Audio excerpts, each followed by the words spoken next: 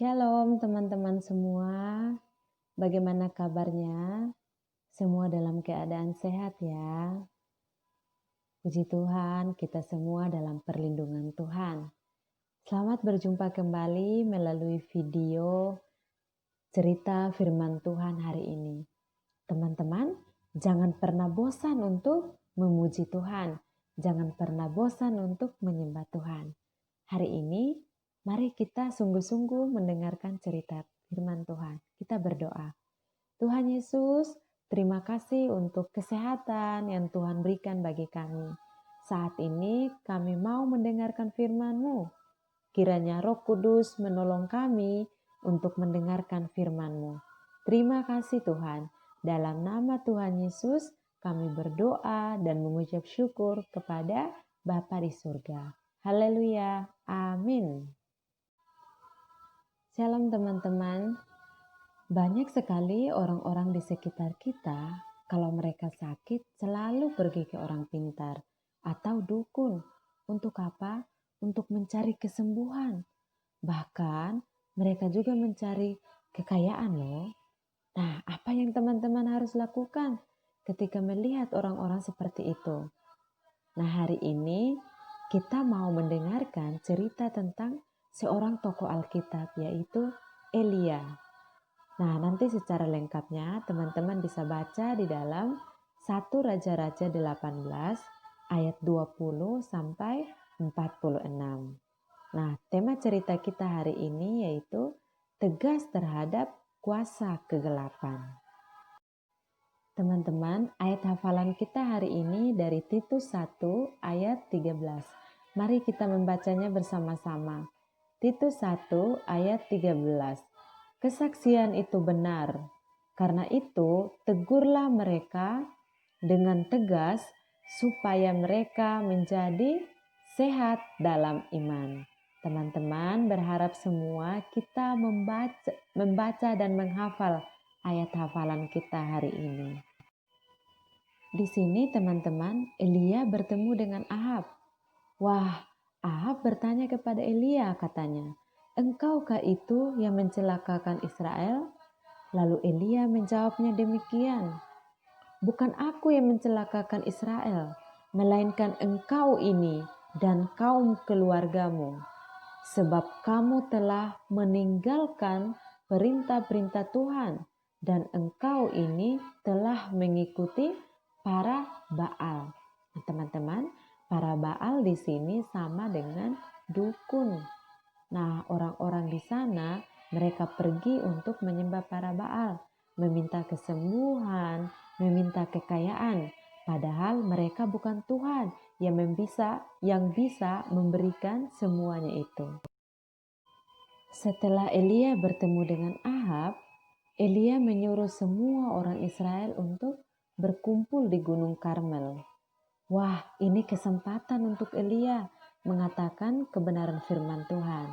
Teman-teman, Elia menjelaskan bahwa hanya Tuhan yang layak untuk kita sembah, bukan dewa-dewa. Ketika kita sakit, harus datang dan berdoa kepada Tuhan, bukan dukun, bukan kepada orang pintar. Pernahkah teman-teman melihat orang yang sakit ke dukun lalu sembuh? Mungkin saja dia sembuh, tapi pasti dia sakit lagi. Karena yang berkuasa menyembuhkan hanya Tuhan. Tidak ada Tuhan lain yang bisa menyembuhkan teman-teman. Menyembuhkan sakit kita, yang bisa memberikan kita kekayaan. Hanyalah Tuhan, bukan dukun, bukan orang pintar. Nah, ini adalah orang-orang yang menyembah Baal, teman-teman. Mereka panggil Baal untuk menolong mereka, tetapi tidak ada yang mau menjawab mereka. Akhirnya, mereka menore-nore diri dengan pedang dan tombak seperti kebiasaan mereka. Lihat tuh, darah bercucuran dari tubuh mereka. Teman-teman, jangan mengikuti seperti ini ya. Jangan menyiksa diri. Teman-teman, coba kita lihat mereka. Apakah Baal datang dan menolong mereka? Sampai lewat tengah hari juga Baal mereka tidak akan datang. Bahkan mereka mulai kerasukan teman-teman. Mereka mulai stres karena Baal tidak bisa bicara. Yang bisa menolong dan mendengarkan kita adalah Tuhan. Dialah yang layak untuk kita sembah. Bukan Baal, bukan dukun, bukan orang pintar. Tapi Tuhan Yesus yang bisa menyembuhkan, yang kita sembah. Nah, ini adalah teman kakak. Namanya Yosua. Dia anaknya rajin untuk membaca Alkitab, berdoa, dan ke gereja. Dia juga suka bersaksi loh, baik di sekolah maupun di rumah. Dan lebih hebat lagi, Yosua selalu tegur teman-teman yang tidak suka berdoa, yang tidak suka baca Alkitab. Lalu bagaimana dengan teman-teman kita yang percaya kepada dukun? Nah, kalau yang ini namanya Sally, sedang sakit teman-teman, tapi tidak mau datang kepada Tuhan Yesus. Akhirnya semakin hari semakin parah sakitnya. Nah teman-teman, dia tidak datang kepada Tuhan untuk minta pertolongan. Bagaimana? Menurut teman-teman apakah dia sembuh? Sally pun tak berkunjung sembuh teman-teman. Sally mulai bertanya, bagaimana caranya agar aku bisa sembuh? Kok tidak ada yang bisa menyembuhkanku? Lalu mamanya menjawab teman-teman, tenang Sally, mama akan panggil dukun untuk menyembuhkanmu. Wah teman-teman, mamanya bukan panggil Tuhan, tapi dia panggil dukun. Nah, ini adalah dukun yang akan menyembuhkan Sally teman-teman. Dia berkata, aku akan menyembuhkan kamu Sally, tapi kamu harus ikut kemauanku. Nah, dukun ini juga mau untuk Sally bisa ikut kemauannya, supaya Sally bisa sembuh. Nah, teman-teman, menurut kalian apakah Sally bisa sembuh? Yuk teman-teman, kita mau lihat apa kata Yosua tentang Sally. Sally tidak akan sembuh tanpa Tuhan Yesus. Aku harus mendoakan Sally supaya percaya kepada Tuhan Yesus. Aku harus berdoa juga untuk semua teman-temanku yang belum percaya kepada Tuhan Yesus. Nah, itu doanya si Yosua untuk Sally teman-teman. Nah, kita juga harus berdoa untuk teman-teman kita. Ini yang menjadi tugas kita. Ayo kita baca bersama-sama. Tugasku adalah aku harus mendoakan teman-temanku yang masih percaya kepada kuasa kegelapan. Tuhan Yesus, selamatkan mereka yang belum percaya kepadamu. Nah, teman-teman, ini yang menjadi tugas kita. Kita harus mendoakan mereka supaya mereka percaya akan Tuhan Yesus. Teman-teman, demikian cerita firman Tuhan hari ini.